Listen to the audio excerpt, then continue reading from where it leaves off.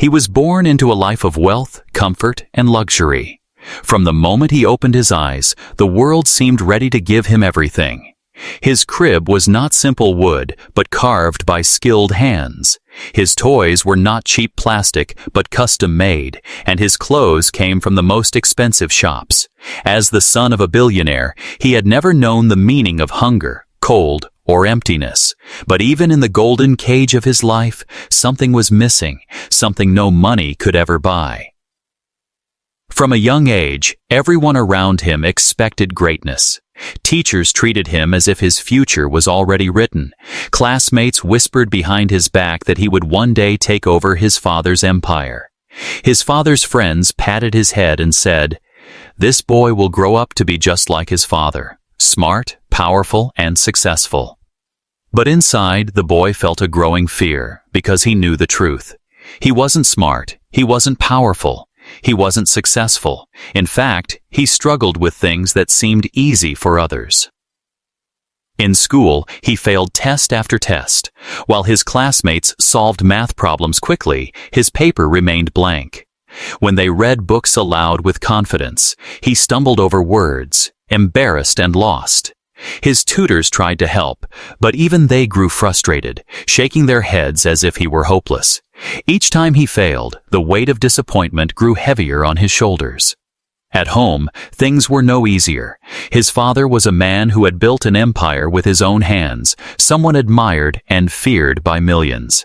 He couldn't understand why his son, born with every advantage, couldn't perform the simplest tasks. "You have everything," his father would say sternly. "There is no excuse for failure." Those words cut deeper than any insult. The boy wanted to scream that money and privilege could not fix what was inside him, but he stayed silent, ashamed of his weakness. The staff in the mansion watched him too, though they rarely spoke. To them, he was the boy who lived in luxury, but couldn't live up to it. Some of them pitied him, others mocked him quietly. And though he had more than anyone could imagine, he had never felt more alone. Every morning, he was driven to school in a shining car, but instead of pride, he felt dread. He knew another day of failure was waiting. His classmates laughed when his name was called, and he failed to answer questions. Teachers sighed in disappointment, writing poor grades on his report card. The laughter, the sighs, the whispers, they echoed louder than anything else in his life. He tried. He really did. At night, he sat in his giant room with books spread across his desk. He told himself that this time he would get it right. But the more he tried to memorize, the more the words blurred.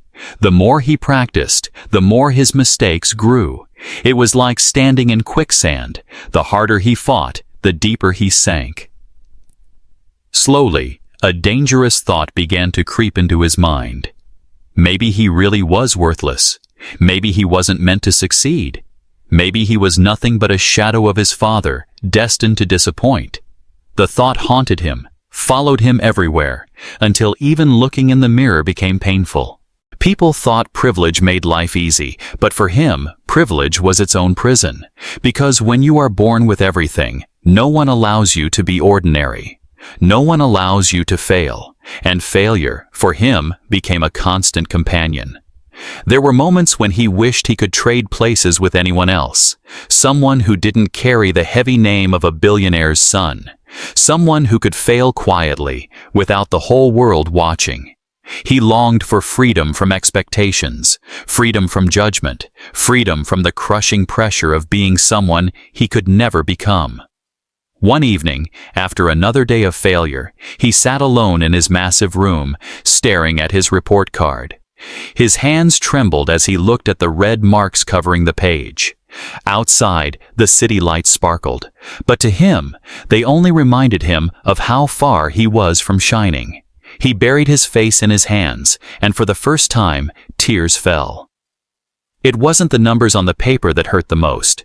It was the voice in his head that whispered, "You will never be enough." And that was how the billionaire's son lived. Trapped between the golden walls of privilege and the heavy chains of failure. The world saw wealth, success, and power, but inside he saw only emptiness, shame, and a question that burned deeper each day. If money can buy everything, why can't it buy me a future? He did not know it yet, but the answer, the one thing that would change everything, was waiting for him in the most unlikely place. It would not come from his father, or his tutors, or his classmates. It would come from someone society barely noticed, someone whose words carried more weight than all the books and all the money in the world.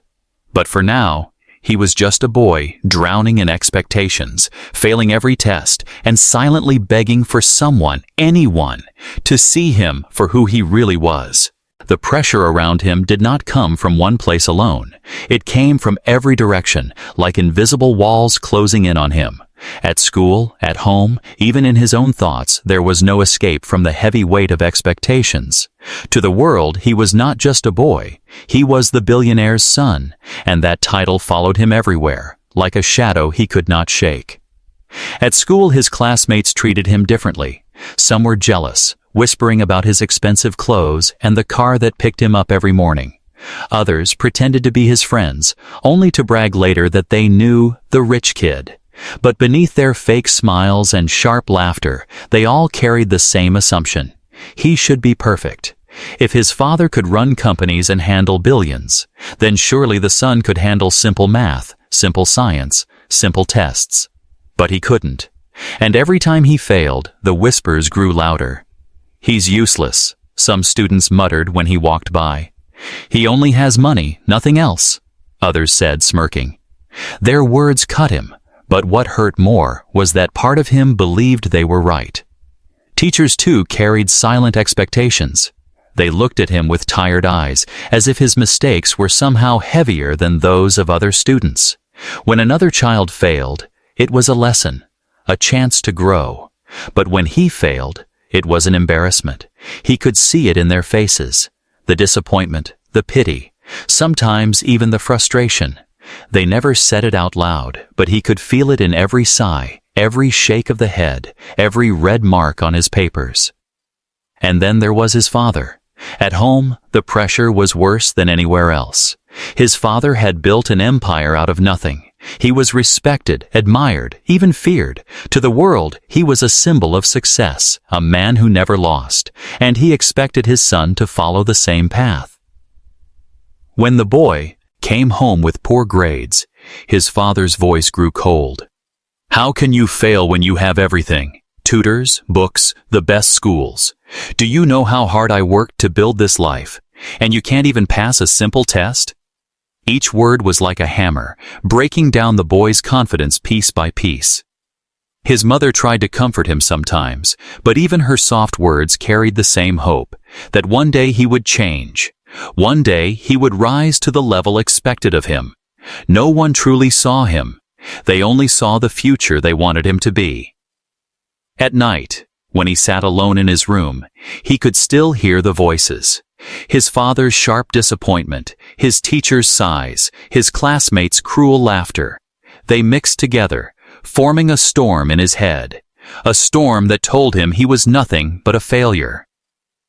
The pressure didn't just make him sad, it made him afraid. Every morning, he woke up with fear in his chest, fear of the next exam, fear of another failure, fear of facing those looks of disappointment again.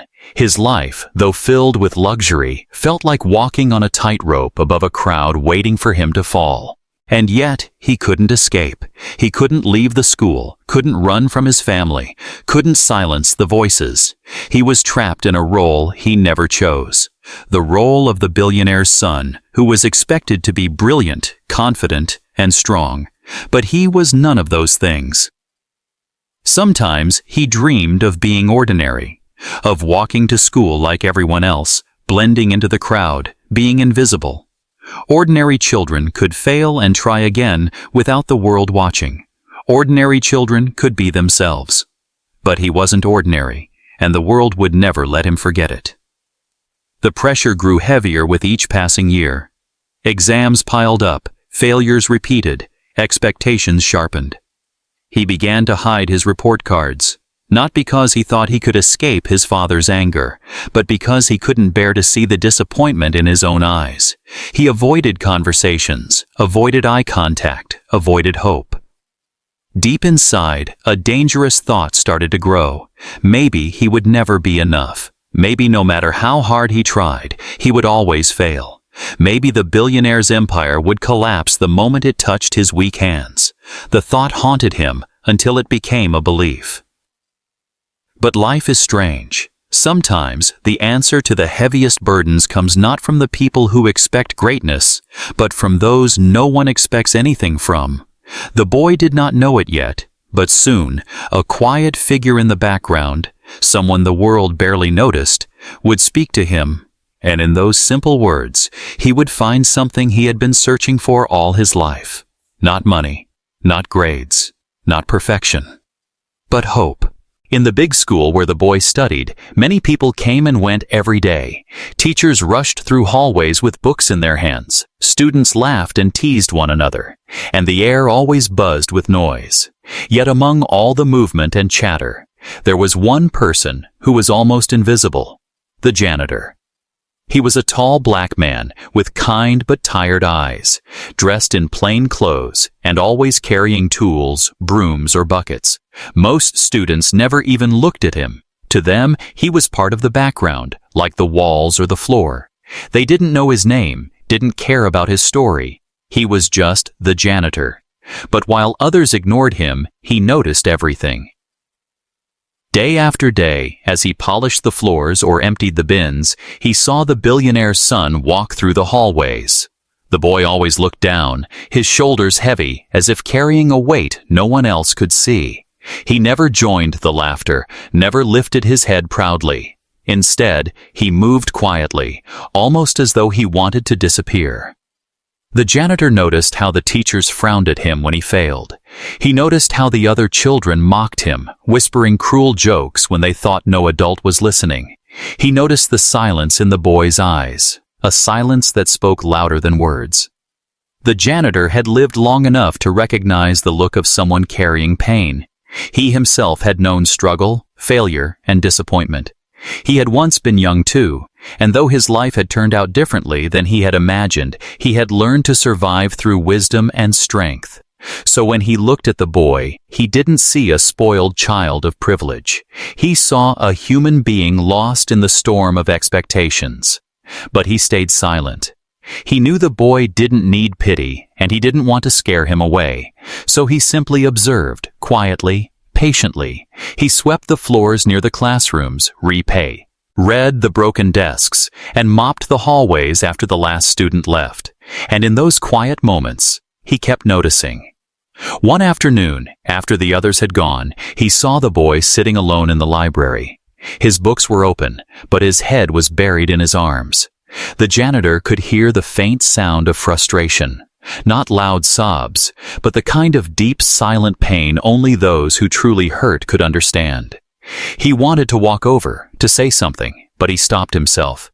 He knew the time was not yet right. Days turned into weeks, and still he watched.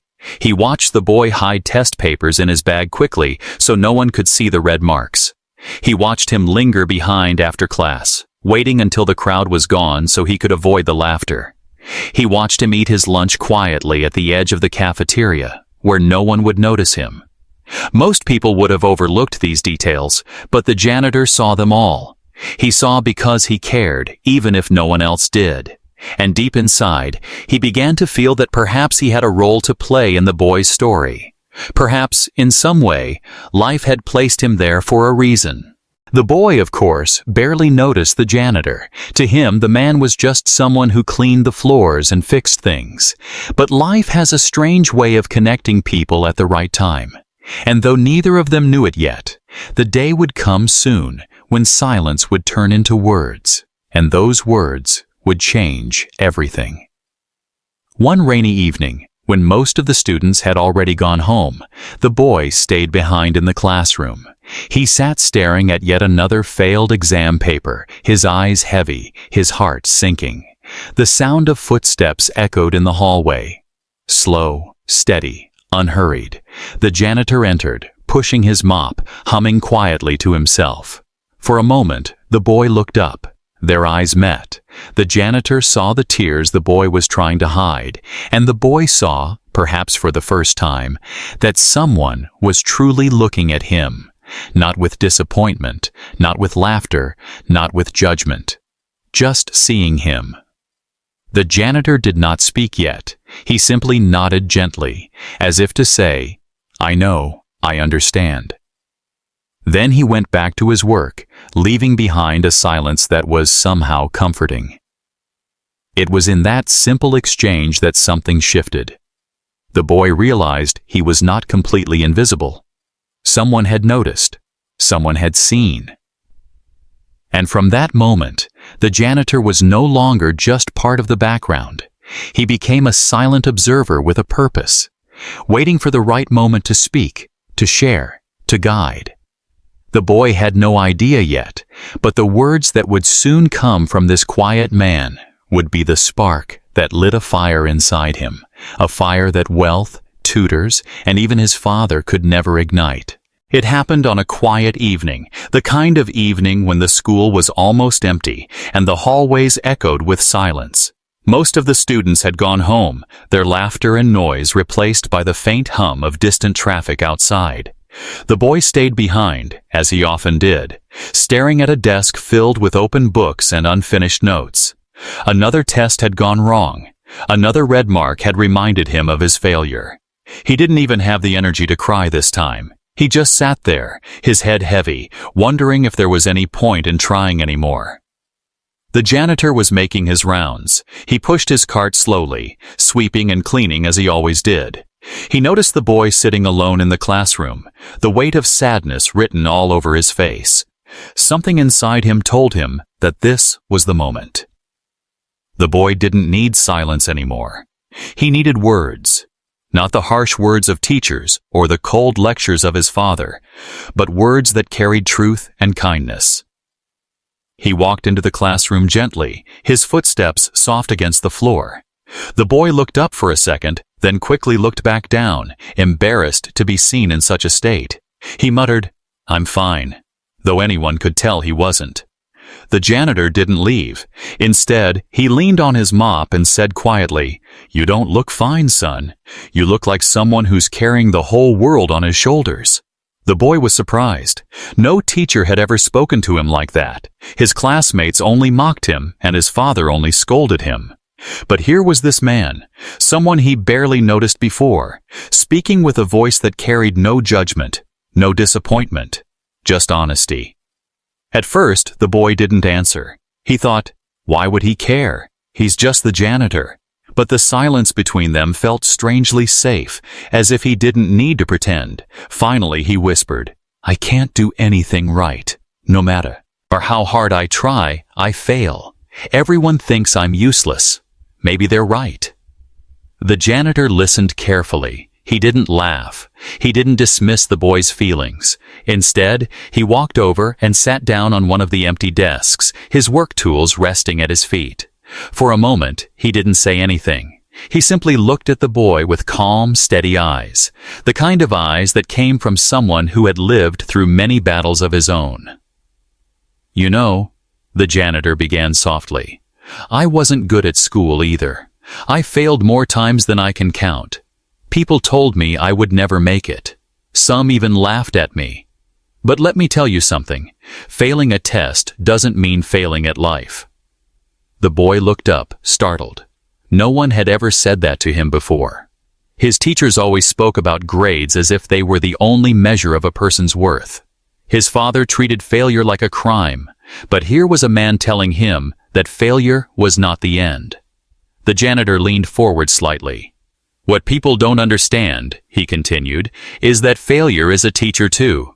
Every time you fail, you learn something about yourself. You learn where you're weak, and you learn where you can grow stronger. The real failure isn't falling down. It's staying down." The boy felt a strange warmth in his chest. The words were simple, but they touched something deep inside him. For the first time, he felt like someone understood what he was going through. They talked for a while longer. The boy told him about the pressure at home, the laughter at school, the feeling of being trapped in expectations he could never meet. The janitor listened with patience, nodding now and then, never interrupting, never judging. And when the boy had finished, he said, "I may not be rich. I may not have a big name, but I've learned one truth in this life. The size of your wallet or your grades doesn't decide who you are. What decides who you are is how you rise after you've fallen." The boy sat in silence, letting the words sink in. No one had ever spoken to him like that. Not his teachers, not his tutors, not even his family. For the first time, he felt like maybe, just maybe, there was hope. When the janitor finally stood up to leave, he placed a hand gently on the boy's shoulder. "Don't let their voices drown out your own. You have more in you than you realize. You just need to believe it first." That simple touch, that simple sentence, felt like a spark lighting a fire inside the boy. It was small, but it was real. For the first time in a long while, he didn't feel completely alone. As the janitor walked away, pushing his cart down the hallway, the boy watched him go. He realized something important. Wisdom and kindness don't always come from the people the world calls great. Sometimes they come from the ones we least expect. The silent observers who see us when no one else does. That evening marked the beginning of something new. The boy didn't know it yet, but this unexpected connection would become the turning point of his life. The janitor had opened a door to hope, courage, and a different way of seeing himself. And once opened, that door would never close again. The boy could not forget that evening. The janitor's words echoed in his mind long after the classroom had emptied and the school had gone quiet. It was the first time someone had spoken to him without judgment. The first time someone told him that failure did not mean the end. For days, he carried those words like a secret flame, small but warm, hidden in his chest. And then, one evening, it happened again. The boy was sitting in the library, staring at another pile of books, feeling the weight of defeat pressing down on him. He had tried to study, but the letters on the page blurred together until they looked like meaningless scribbles. His hand trembled with frustration as he pushed the book away. Just then, the door creaked open, and the janitor walked in, carrying his mop and bucket as usual. He noticed the boy sitting alone and gave a gentle smile. "You're still here, son?" he asked. The boy shrugged, not wanting to admit how hopeless he felt, but the janitor could see it written all over his face. He put his tools aside and sat down across from him. There was no rush, no impatience, only quiet understanding. "You know," the janitor began, "I've seen you fighting with those books every day. I see the way you try, the way you stay late, the way you look so tired. That tells me something important. You may not believe it yet, but you're not weak. You're not lazy. You're just carrying too much weight on your shoulders." The boy frowned. "But what does it matter if I still fail? Everyone says I'm useless. Even my father thinks I'm a disappointment." His voice cracked as he spoke, and for the first time, he allowed himself to say aloud what had been eating him inside. The janitor nodded slowly, as though he had expected those words. "People will always have something to say. They will measure you by your grades, by your money, by your success. But let me tell you something I've learned. People's voices are loud, but they're not always true. The only voice that matters is the one inside you. If you let their words define you, then you'll never see your own strength." The boy looked down at his hands, unsure if he even had strength. But the janitor continued, his voice steady and calm. "Let me share something with you," he said. "When I was your age, I didn't have books, tutors, or fancy schools. I had nothing but an old lamp and some borrowed notebooks. Sometimes I worked during the day and studied at night with eyes so tired I could barely see the page. And yes, I failed, many times, but I didn't stop. I kept standing up because I knew failure wasn't the end of my story. It was just the beginning of a new chapter." The boy's eyes widened. He had never imagined that this man, who swept floors and carried buckets, had once fought so hard for knowledge. He thought janitors were invisible, people with no past, no dreams. But here was a man speaking with the wisdom of a survivor. The janitor leaned closer. "Do you know the strongest people in this world? They are not the ones who never fall. They are the ones who fall again and again, but still rise. You think you are weak because you fail. I say you are strong because you keep trying." The words struck the boy like lightning. No one had ever praised him for trying. No one had ever noticed the effort, only the results. But here was someone saying that effort itself was proof of strength. Tears welled in the boy's eyes, but for once, they weren't tears of shame. They were tears of release, of hope breaking through the cracks of his doubt. The janitor sat back and spoke one last truth, his voice firm but gentle. "Listen to me, son. Your father's wealth may build houses, may build companies, may build empires, but it cannot build you. Only you can do that, and you will. One step at a time, one small victory at a time. Don't measure yourself by the mountain. Measure yourself by the steps you take to climb it." For a long moment, silence filled the room. The boy stared at the janitor, his heart racing. It was as if a heavy door inside him had finally opened, and fresh air was rushing in. He felt lighter, freer, almost like he could breathe again. When the janitor finally stood to leave, he placed his hand gently on the boy's shoulder. "Remember this," he said softly. "You're not alone in this fight, and no failure can decide who you are, unless you let it." The boy nodded, unable to find the words to reply, but deep inside, he knew something had changed. For the first time in his life, he felt seen, heard, and believed in. The janitor's words had planted a seed, and though it was small, it was alive. It was hope. That night, as he walked home, the boy replayed every sentence in his mind. And slowly, for the first time ever, he began to believe that maybe, just maybe, he was not a failure. Maybe he had a strength that no test score could measure. And in that moment, the boy realized something important. Sometimes the greatest wisdom doesn't come from the powerful or the wealthy. Sometimes it comes from those the world overlooks, those who know what it means to fall and what it means to rise again. The next morning felt different for the boy. Nothing around him had changed. The mansion was still the same. The shining car still waited outside. The school still loomed like a prison. But inside him, something was lighter. The janitor's words from the night before echoed in his heart.